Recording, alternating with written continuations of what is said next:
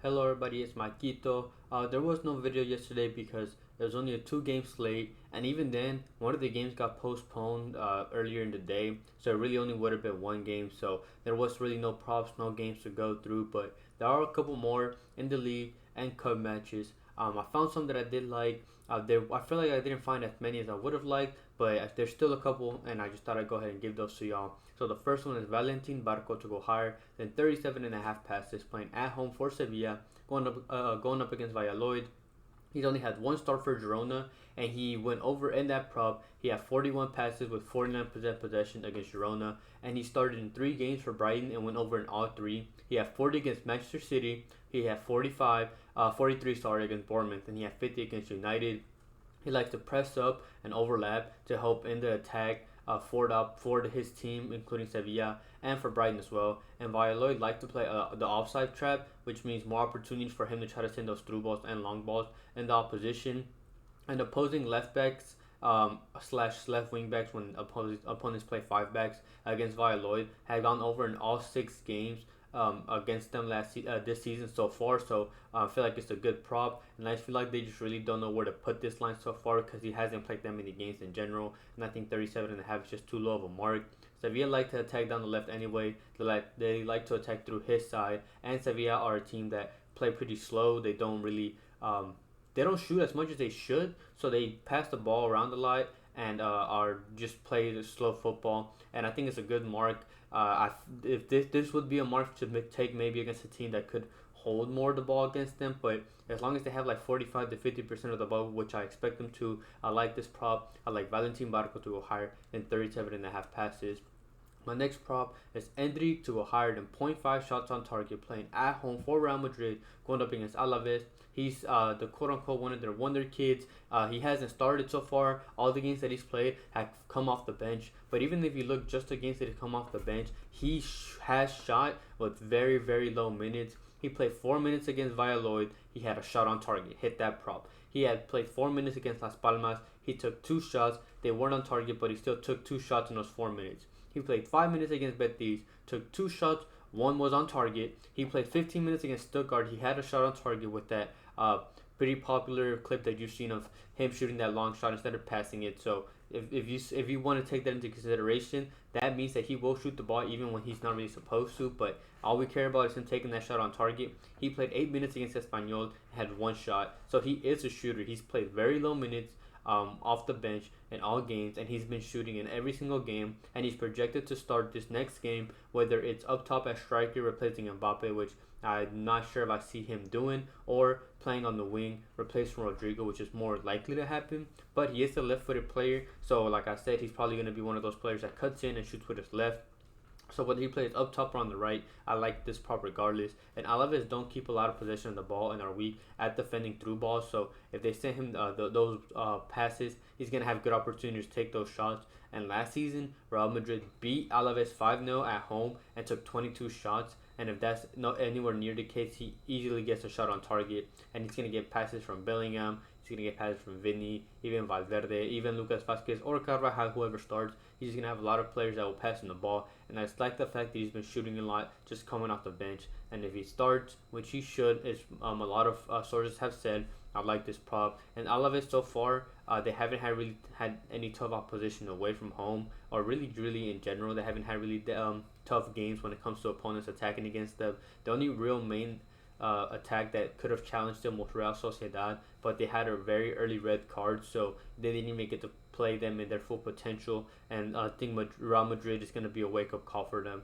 And I like Endrick. I like him to go higher than point 0.5 shots on target.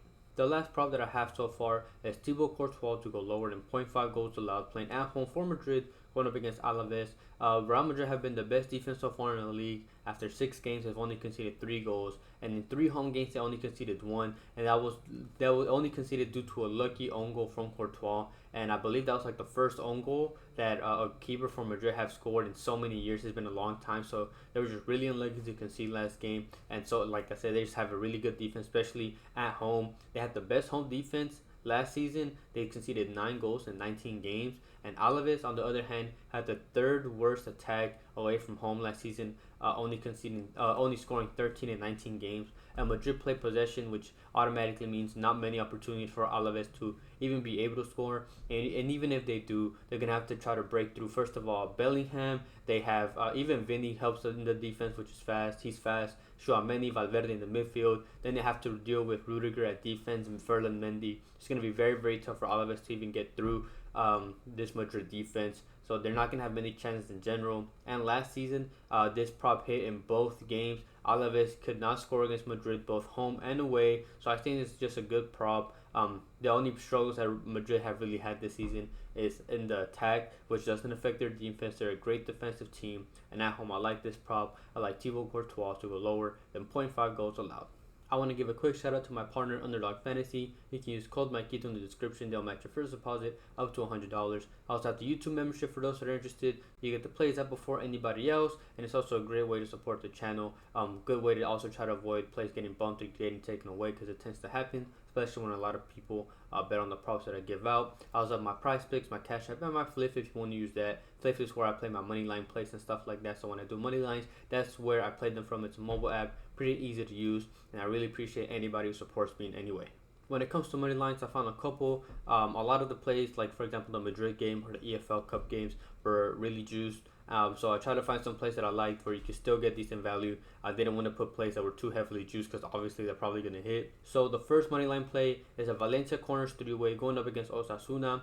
Osasuna as a team do not keep a lot of possession of the ball, especially away from home. If you look at opponents that have played Osasuna at home this season, Girona has 60% of the ball, had more corners 5-0, and Vallecano has 66% of the ball and beat them as well in corners 7-4. And last season when Valencia played at home against Osasuna, they had 65% of the ball and beat them in corners as well 6-3. And Valencia have gone over in 2 out of 3 games that they've played at home. The only game where they went under was against Barcelona. And that's because they only had 34% of the ball. They played another possession team, high possession team, which automatically meant less chances for Valencia in general.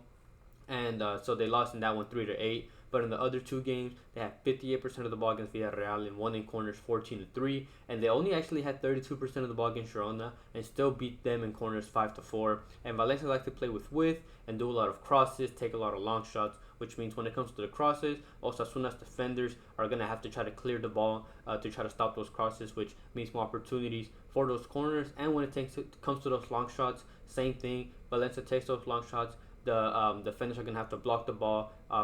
Pretty good chance they go out for corners, or if not, keeper has to save them, and it could go out for corners. So it's going to be a lot of clearances for Osasuna to defend, a lot of chances for them to get try to clear the ball against Valencia, and which means more corners for them. And Osasuna are good in the air, while Valencia is weak. And the reason why I mention that is because whenever Valencia gets those crosses in, first of all from regular play or even corners, the Osasuna players are more likely to beat them in those aerial duels and beat them in those clearances, which means more chances for the ball to go out, which means more corners for Valencia. So when it comes to just aerial duels and winning those in clearances, and I just like this prop.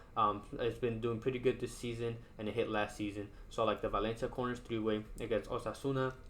For the second one, this one's in the EFL Cup, and that is for the first half in the Chelsea versus Barrow game to go higher than 1.5 goals. And I think first for the main difference, just because there's a big difference in team quality, Chelsea's just a much better team compared to Barrow, who play in the 3rd division, I believe, or 4th division of the English league.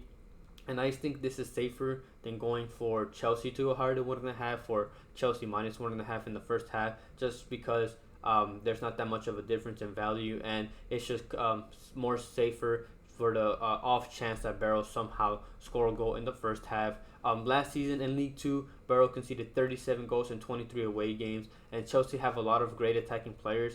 They have a lot of options that they really haven't played in the league. They haven't had a lot of minutes, and I expect them to play in this next game. Kunku, Mudryk, Joao Felix, Neto. So the attack is not going to be the issue. It's just whether they find those chances. And I think it's going to be too much for Barrow to handle. And if you look at like the FA Cup games and EFL Cup games that Chelsea played, even with in my opinion, worse attacking players than what they're going to have at their disposal than now, they went over against Wimbledon, Middlesbrough, Aston Villa, Leeds, and Leicester. So I just like this matchup, and I think you're just getting better value taking this prop, first half prop than a second half prop or just full game. So like the Chelsea and Barrow game to go higher than 1.5 goals in the first half. quickly going over last video's picks. It was a 3-2 day with player props, 1-1 day in money line. So the money line streak came to an end, and that was unfortunate. And the one that missed was the Brighton money line against Forest. I guess Brighton just didn't play as well as I thought they would. I believe it was a 1-1 draw. Brighton just couldn't find a way to beat Forest, which was unfortunate. But the Leverkusen second half money line hit, so that was good for us. So when it came to the player props, I had one added play, and that was Dybala to go higher than 2 shots. That one hit. His teammate Dovbik to go higher than 2.5. That one hit as well. Verts to go higher than 2.5 shots also hit. That one was a good matchup. I like that one. And then the ones that missed was Shamal to go higher than 2.5 shots. He took, I believe, 2. Didn't get that third shot. Barcelona as a team played great. Yamal decided to be more as a playmaker and just shoot. And then the Murillo passes. I said I liked it as long as as long as Forest didn't take the lead.